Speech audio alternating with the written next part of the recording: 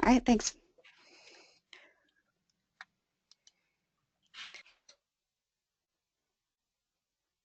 The broadcast is now starting. All attendees are in listen-only mode. Hello, everyone, and welcome to the December installment of our VSA webinar series, which comes to you from the John F. Kennedy Center for the Performing Arts and addresses topics related to the arts and special education. I'm Jenna Gabriel, the Manager of Special Education here at the Center, and I will be leading today's webinar, Arts is Inclusion, Holding Ourselves Accountable in Reaching Students with Disabilities. My colleague, Megan Bailey, will be assisting me with moderating today's webinar, particularly during our question and answer time at the end. If you would like to view live stream captioning of this webinar, you can follow the link you see on this slide and in the chat box of the control panel located on the right side of your screen. Before we get started, let's touch base on the GoToWebinar control panel. This control panel can be hidden by clicking on the orange arrow in the top left corner.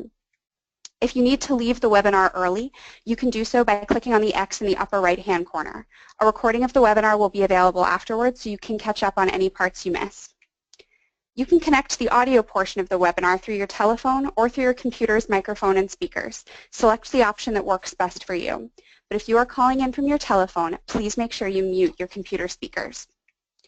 You can submit comments, questions, or answers to questions using the chat panel located near the bottom of the control panel. Megan will be monitoring it throughout the webinar. If you prefer to speak your input rather than typing it, please click on the raise your hand icon on the control panel, and I will touch base with you and unmute your microphone at the appropriate time. At the end of today's presentation, there will be an opportunity to ask questions about the material. During this open-ended question and answer time, please click on the raise your hand icon if you wish to speak, or type your thoughts into the chat panel. Within the week, we'll send out a follow-up email with a link to the recording of today's presentation, a copy of the PowerPoint slides, and a copy of the webinar transcript. This means you can go back to watch the recording and review supplemental materials in addition to any notes you take during the webinar itself. Our January webinar, The Design and Use of Inclusive Surveys and Arts Programs, will be led by members of the Kennedy Center Research and Evaluation Team and will take place on January 10th at 3 p.m. The registration link can be found in your chat panel. If you're active on social media, I invite you to connect with us using hashtag VSAWebinar. On Facebook, we are VSA International. And on Twitter, we are VSAINTL, and we would love to engage with you. And with that, I'll begin today's presentation, Art as Inclusion, Holding Ourselves Accountable in Reaching Students with Disabilities. As we know, in efforts to provide many opportunities as possible for students with disabilities to learn alongside their typically developing peers, there are an increasing number of students with diverse learning needs in inclusive settings. Very often these settings are non-academic classrooms. As art teachers, we see these kids in our classrooms frequently and are tasked with addressing their learning needs within the context of the materials we're teaching. And it's the central assumptions and values of the arts classroom that make it this welcoming place for students with disabilities. So in this webinar, I really want to push us to push that notion forward, challenging us to question those assumptions and really hold ourselves accountable to the promise of inclusive instruction, that our students with disabilities engage with art content and make meaning alongside their peers. So I want to start by providing some special education context. The Individuals with Disabilities Act, or IDEA, was passed in 1975, and as we know, this is the federal law that ensures access to quality education for students with disabilities. So there are 6 core tenets or premises of IDEA, and I want to just do a quick overview of those. The first is the Individualized Education Program, or the IEP. This is required for public schools to create for each student who's eligible for special education services under IDEA.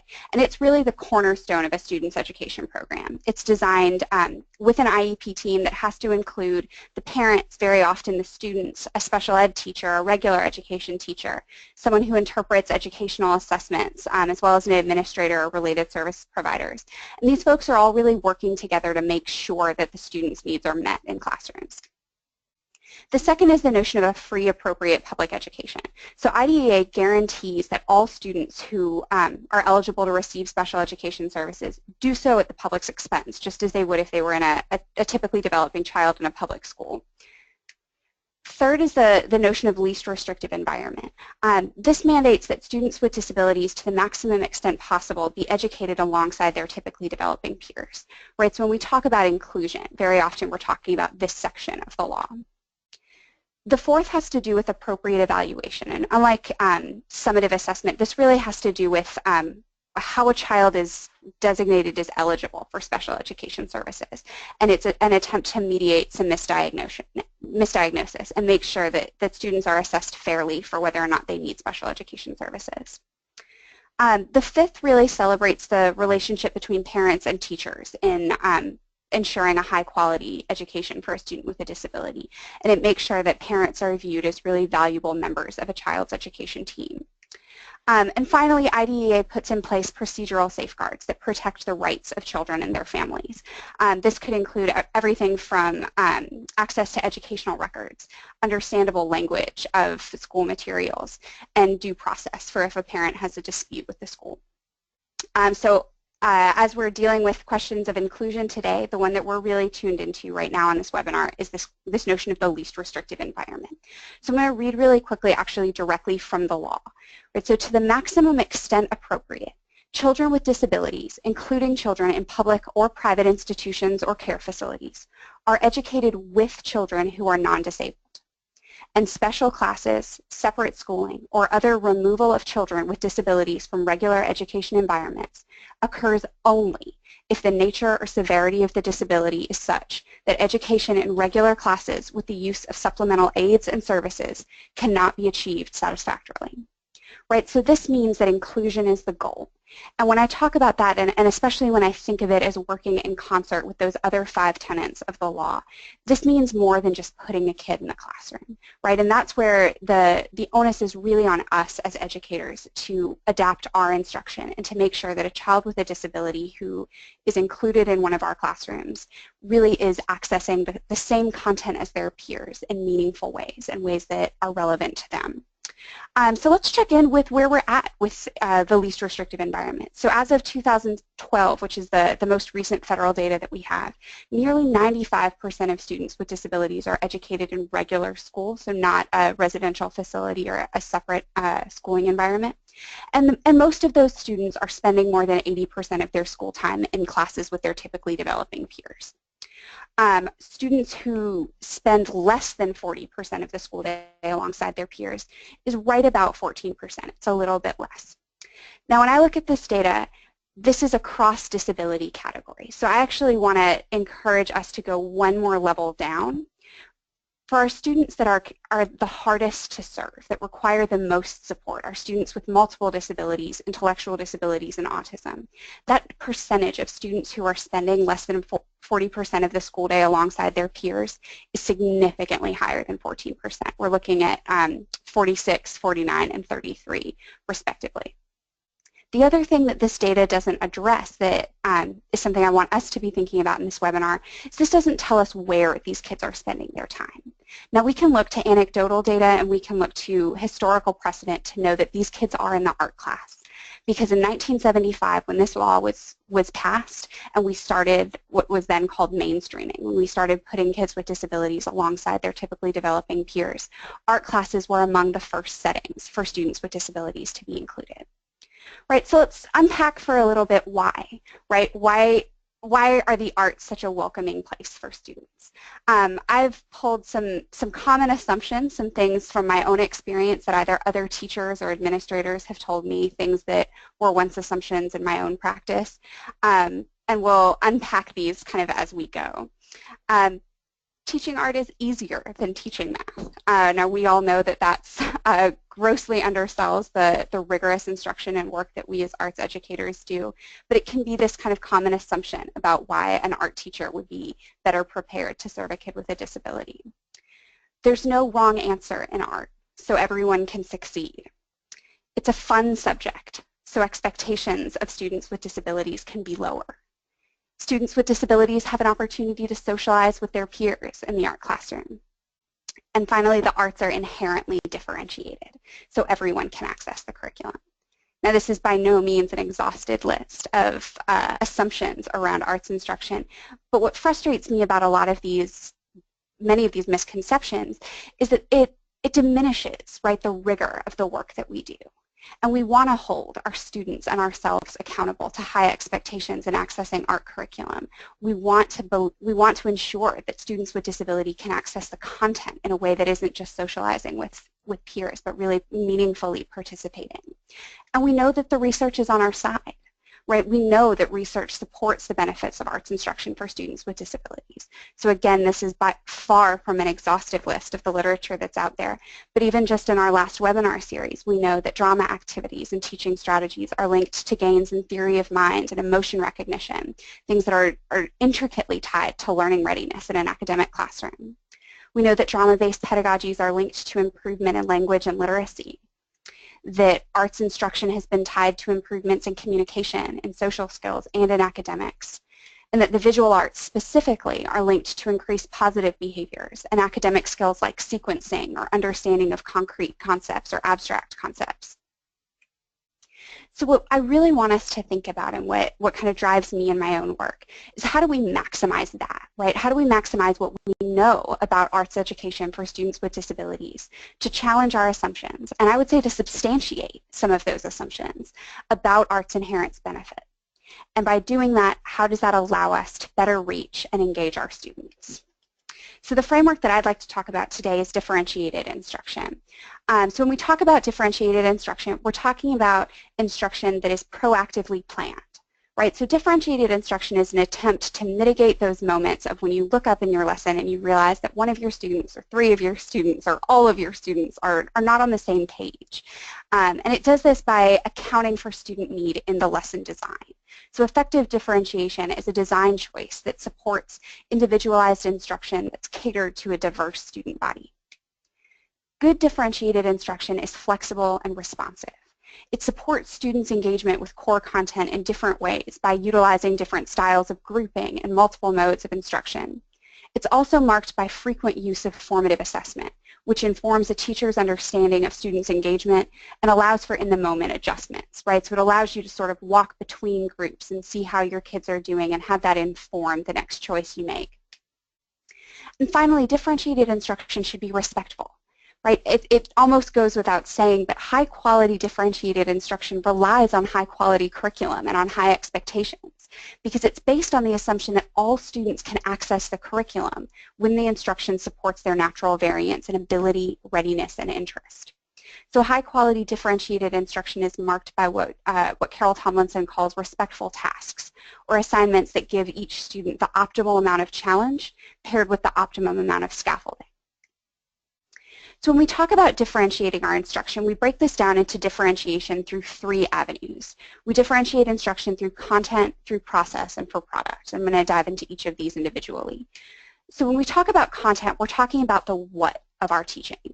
As you design your lesson, you're asking yourself what knowledge or skills students are going to learn, and that's the content, right? That's what you're committing that every student is going to understand. So let's use an art lesson on community quilts and symbolism as an example, right? So I'm leading this lesson. I want my students to understand the use of symbolism in art. I want them to look at anchor works like Endicott cloth and historic story quilts. And we're going to be doing this through the project of creating a community quilt that's made up of individual panels that students are going to paint that share an important story to them through symbols. Okay, so in the language of standards, right, I'm asking students to create and develop new work, new artistic ideas. I'm asking them to relate those artistic ideas of visual symbolism to the anchor content, to these external ideas of Endicott cloth and historic story quilts, as well as with their own personal meaning and stories. And I'm asking them to understand and evaluate that the arts can convey meaning through symbolism. Right now, naturally, there are other things that my kids are going to learn in this lesson. I'm going to go through the history of story quilts, for example. But my core content, what I'm committing that every student is going to know and be able to do, I want every student to understand symbols as a way of conveying meaning, and I want them to relate that idea to their own lives as they create this panel. So next, we differentiate through process. This is the how of what we teach. So as you're designing your lesson, you're asking yourself how you're going to communicate that core content to your students, and specifically what activities are they going to take part in to build that understanding and mastery. So if we go back to our lesson, I'm going to start by building a shared definition of what a symbol is, right? So I'm going to do this in a couple of ways. I'm going to have a large group conversation with prompting and examples. I might provide an example of a dove as a symbol for peace. And together we'll brainstorm other symbols that communicate messages of peace. I'm going to put that up on the board so my visual learners can see it, and I'm going to encourage students to write down if that's something that's helpful for them for their processing.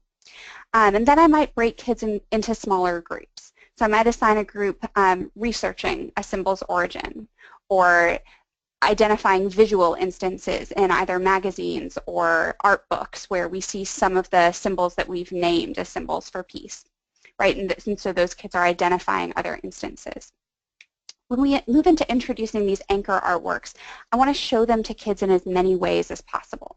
So I might show a video of artists creating quilts or cloths, and I'd provide a graphic organizer so that students can organize their thoughts. I'd project images onto screens, but also provide accompanying printouts. And I might seek out opportunities where students can meet with artists or where we can go to a local museum and really see and touch the examples of these artworks. And so in all of those, I'm thinking about providing multiple ways for students to access that content and multiple modalities for that content to be communicated. So finally, we differentiate our instruction through product. So this is how the students then communicate their understanding back to us. So as you design your lesson, you're thinking of how you're going to know that you've gotten through to students. What projects could you design that would support a student showing you that they've developed the skills and the knowledge that you planned for? Right, so as I said earlier, my final project for this is a community quilt. I want each student to have designed and painted a panel that they can contribute to the project. But remember what my core content is. I want every student to understand symbols as a way to convey meaning, and I want to relate that idea to their own lives as they make this panel, which means that when I think of different ways to demonstrate understanding, I can and should consider different media. If the content isn't learning to paint, if that's not my goal, if the content is learning the symbolism, then I can have students who are going through magazines and who are picking out symbols, who are cutting and making collages. If I have a student whose interest is in needlework or in screen printing, I can support that as their product, right? Because again, they're all having the opportunity to show me that they understand the core content. So the important thing is that the product is tied to the learning goal that you've identified. So we know that we differentiate instruction for the students in the room, but there are three specific things that we break that down to when we're talking about differentiated instruction. So we know we differentiate through content, process, and product. We differentiate for interest, readiness, and the learner's profile. So interest, right, we know that different students have different interests, different preferences, different passions. When we differentiate our instructions, we consider how we can capitalize on these, how we can view passions as strengths, and how we can view these as avenues through which to access instructional materials.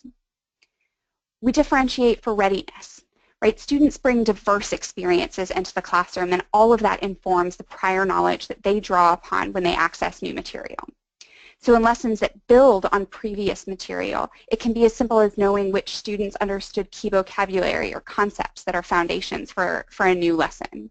It could be concrete, like student performance levels, and it can be abstract, like a student's comfort level with new challenges.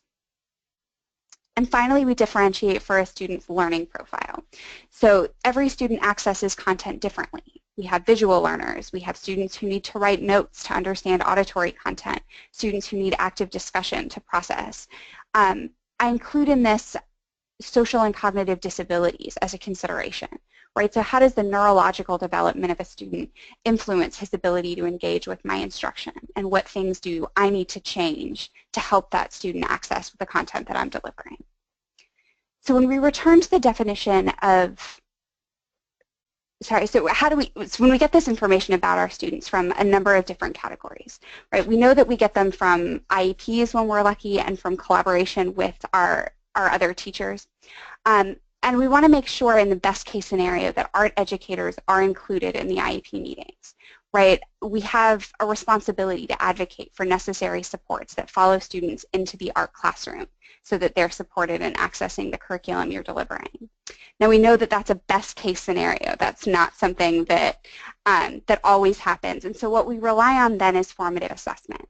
This is what Carol Tomlinson calls the ongoing exchange between teachers and students to improve learning. And I really think of this as a driver in your classroom, right? So it's great when an IEP can give you information about learning profile. It's great when a special education teacher or resource room teacher can share with you things that a student needs to succeed. But differentiation thrives on as much information as you can, right? So think about what you know about interest or readiness or learning profile.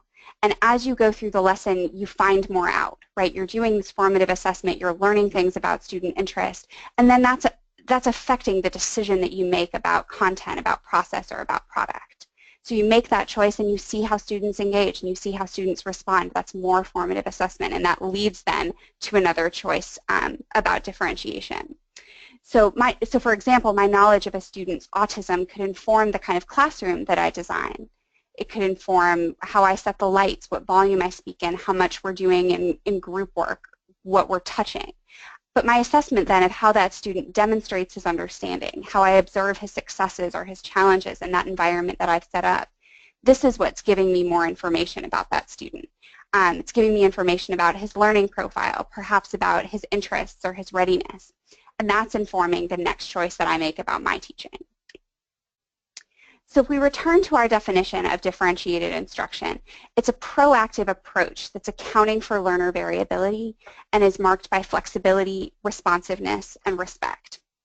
So we know that good differentiated instruction meets students where they are, that we're making instructional choices with the students in mind, and that we're seeking additional information constantly through formative assessment. We know that good differentiated instruction provides multiple entry points for core content, that it recognizes that students access material through processes that are multimodal, and it gives students multiple ways to communicate their understanding. And finally, at every possible opportunity that we can, we're making opportunities for interaction and for engagement, both because we know that that's what high-quality instruction looks like, and because we know that that's something that can provide us as educators feedback. So I like to think of the supports in differentiated instruction as having kind of 3 tiers. That sort of triangle might make sense to folks who look at things with a response to intervention sort of a model, right? So we start with differentiated instruction. We start with planning and implementing with differentiation in mind. And in many classrooms, that's enough, right? Making choices about multiple ways of presenting content, multiple ways of students responding back to you, that provides opportunity for every student to interact and to make meaning. When necessary, we adapt our activities, right? And this is an opportunity to meet the particular needs of a student, but we do it within the activity as it was initially designed. This could be as simple as providing a student a grip on a paintbrush, something that allows them to participate in the activity, but that's adapted to a specific need that they have. And finally, and this applies usually to the fewest number of students in a classroom, we modify the activities. And this is where we actually change the activity itself so that we've met a need of the student. When we do this, though, even though it's kind of our last resort, we do it with the core content in mind still, really saying that we want to make sure that whatever activity we end up changing to, it still is designed to meet the learning goal that we've identified for all of our students. So if we look at that in the arts context, I'll take us back to that symbolism lesson. The community quote lesson accounted for student variance through proactive design, right, through presenting those core anchor art forms and the content about symbolism in ways that were multimodal, that responded to student needs. We can adapt the activity when necessary to support particular students in the quilting project. So remember, I had envisioned it as being a painting activity, with each student painting their panel. Some of my students might need an adaptive grip. Some of my students with sensory needs might need finger paints, or students who have less fine motor skills could use fingerprints. And that allows a student to participate still in the painting process and the activity as it was designed, but it's adapted to a specific need that they have. And finally, when I have students who need the activity actually to be modified, right, who aren't going to be creating a painting. Let's say it's because they're struggling with creating new ideas on their own with generating that content, but I still want them to be thinking about symbolism and thinking about ways to tell their story. I can provide them a selection of symbols to choose from. I can provide them with magazines and with posters and allow them to collage their panel. And they're still participating, right, in that content. So the next question when I think about these things, I think about as a profession, are we ready? Right? And the recent research actually indicates that the majority of arts educators don't yet feel prepared to teach students with disabilities. So I'm looking at a 2015 survey, and of the survey teachers, only 21.8% felt that the university coursework when they were studying to be educators prepared them to teach students with disabilities. 26% felt prepared to promote enriching experiences in their classroom, and that's compared to nearly 95% when asked about students with disabilities. Right?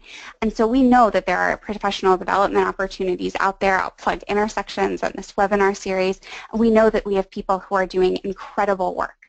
So I think about how we distill this message in a way that educators can be prepared to work with these students. And I think about 4 key takeaways from differentiated instruction. The first is to design for variation, right? Think about the core content, the most important learning goal that you have, and think of multiple ways you can communicate it for students and for them to communicate it back to you. Formative assessment is key. Build in frequent opportunities for it and allow what you find out about your students in those moments to influence the decisions that you make in the classroom. Right? Be flexible with the lesson that you have and work within your learning goals to make sure that every student is accessing meaning. This notion of respectful tasks, of providing students with a level of challenge that's optimal, right, and respectful of their abilities, of their strengths and their interests. I think about how important it is to provide scaffolding that supports students in being challenged, but that also provides exercises that are meaningful wherever they're coming from. And finally, be an advocate, right? So being this kind of early site for inclusion gives you this unique vantage point. When you see students' success in your classroom, think about what structures you had put in place that allowed them to be successful and try to see if other teachers can be doing the same thing. On the flip side of that, make sure that when other teachers have information about the students you see, that they're sharing it with you. So references are here for folks to take a look at. I wanted to keep the webinar as minimal with me talking as possible to allow for a lot of opportunity for questions or for kind of community problem solving. And so I'm going to pass some of this over to Megan to actually start moderating a Q&A. So again, in our question and answer session, you can type your questions into the chat panel or you can raise your hand, and at the appropriate time, Megan will unmute you. So let's go ahead and get started.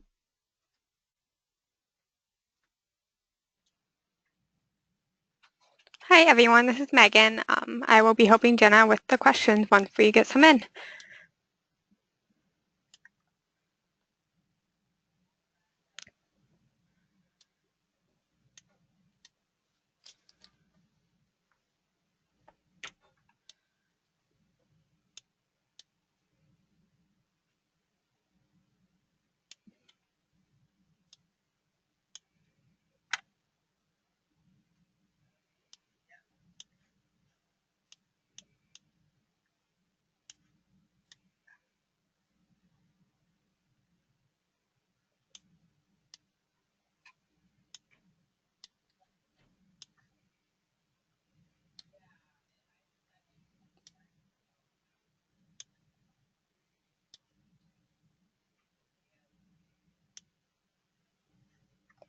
All right, we got our first question in for Jenna. The question is differentiation the same thing as UDL, or UDL a component of differentiation?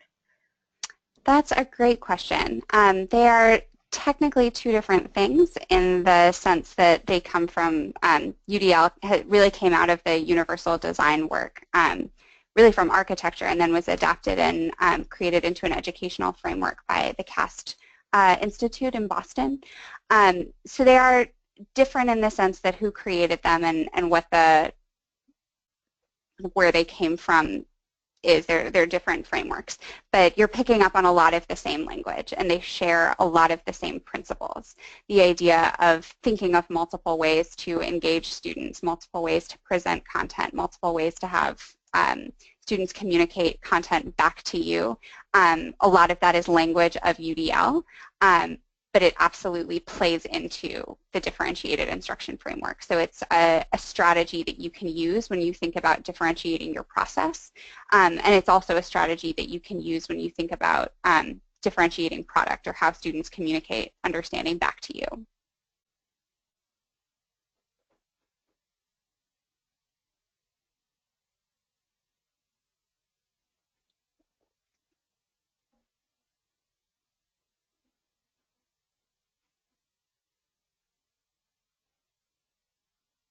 Oh, sorry, I was muted. Could you please speak more on how you determine if an activity is a respectful task, especially for the students who are nonverbal? Yeah, that's a great question. The first question that I ask myself when thinking about respectful tasks is if it aligns to the content. Right, so the first and most important way that I think we respect students' autonomy and student skills is by holding them to the same content standard that we hold all of the other students in the classroom. Right, so if I have students who are generating symbols and who are creating new work, and then I have a student who's doing a coloring activity where I've drawn the symbol, that student isn't accessing the same content. And so even a student who's nonverbal, if we can support pointing at images or colors, choosing materials that help that student to express the story that they want to share, we're giving them that autonomy and they're participating in the content. And so as I said, the first question that I ask is it aligned to the content that is being taught to all students? And then I think about what skills the student is bringing. How does the student typically communicate meaning or take part in activities? Is it as simple, so this question is what supports does the student need to be able to access the content? Is it as simple as providing a grip? Is it as simple as programming other pictures or other options into their communication board? And I try to build in those supports. So it's a fine line and kind of a dance between those two things. But I think if we're aligning to the content and we're providing support so that they can participate, that's where I start. Great, thanks, Jenna. The next question is, can you speak to the role of arts learning as a tool for inclusive and differentiated instruction in other subject areas? Yeah, I could do a whole nother webinar on that. So I think for me, the first step, and this was obviously the purpose of this webinar, was how we apply kind of the framework of differentiated instruction to arts learning. And I think that you're hitting on the second step, right, which is how do we apply what we know about arts learning to the settings where differentiated instruction is already taking place. And I think what we do is and this is totally my opinion and my work and what kind of gets me out of bed in the morning, but I think about the parts of art that align with differentiated instruction, right? So we know that arts learning is multimodal. We know that there are ways to participate in the creation of a painting that allows for you to touch and to talk and to listen and to think and to create in all of these different ways and to collaborate with your peers. And so when I think about how we can enliven inclusive settings and how we can make those arts-based settings, I think about the projects, right? So the symbolism lesson, for example, aligns with ELA content goals. I do a version of that lesson where I talk about it as an arts integrated lesson, where there are goals related to the creation of the community quote, but also where there are goals related to the identification of symbols in literature or of generating symbols as a tool to communicate meaning in text. You could use it for music as well. And in that lesson, we're using the arts activity kind of as a a tool through which we're differentiating instruction. So we're thinking about ways that every student can participate in the creation of that product, and through the creation of that product, they're making connections and they're understanding that ELA content.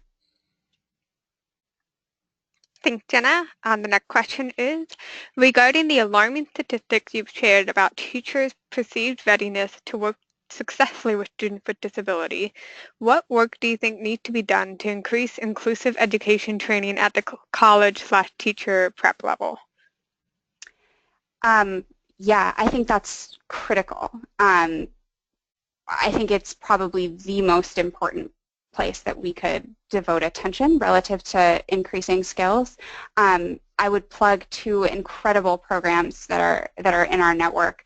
The Boston Conservatory at Berkeley and Moore College of Art and Design, both of which offer two of the only Masters in Education programs in the country that are arts-based. They're for arts educators and music educators that focus on serving special populations. I think that it should be in much the same way that it is now standard practice that a general education teacher has to take at least one course in special education in their pre-service instruction programs. I think it's possibly even more critical for our arts educators, because we know, right, that historically that's the place where kids are starting their inclusion.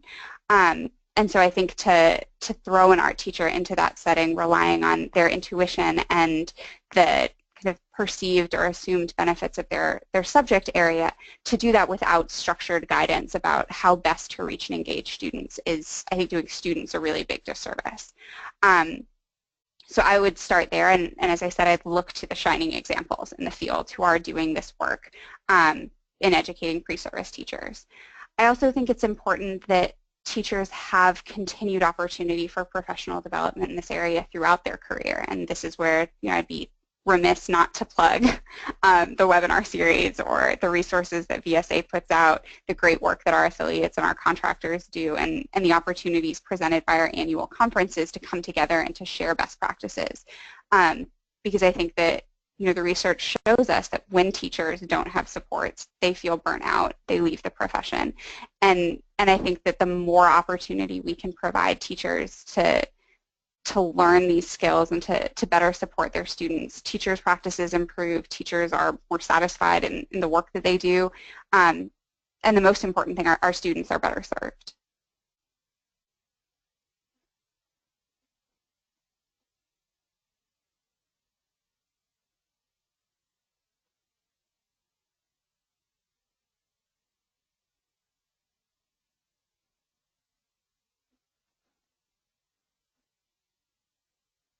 All right, next question is going back to the opening question about why there's more inclusion in the art classroom. One of the reasons why children with disability have been successfully included in arts instruction is the 40 years of advocacy and support for that inclusion provided by VSA and its affiliates. When this SORC started, the children with disabilities were not typically included.